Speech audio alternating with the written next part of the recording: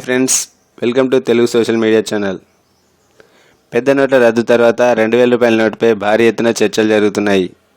మొదట ఈ నోట్లో చిప్ పెట్టారని, ఆ నోట్లు పెద్ద మొత్తంలో ఒకే దగ్గర ఉంటే ఈ చిప్ ద్వారా కనిపెట్టవచ్చని విపరీతమైన ప్రచారం జరిగింది.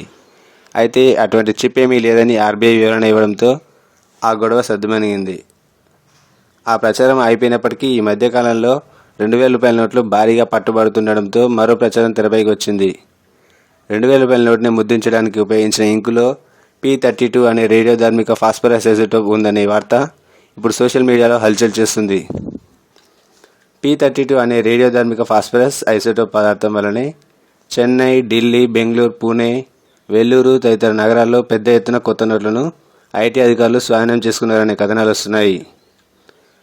ఒకే ప్రదేశంలో భారీ ఎత్తున P32 ఉంటే వెంటనే దాన్ని గుర్తుపట్టవచ్చని, అది 2000 రూపాయల నోట్లో ఉండడం వలన ఆ నోట్లు ఎక్కువగా ఉన్న ప్రదేశాలను ఈజీగా గుర్తుపడుతున్నారని సమాచారం.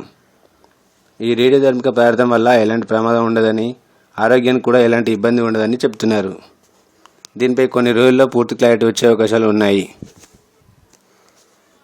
ఇలాంటి మరిన్ని ఇంట్రెస్టింగ్ వీడియోస్ కోసం వెంటనే సబ్స్క్రైబ్ చేసుకోండి మా తెలుగు సోషల్ మీడియా ఛానల్.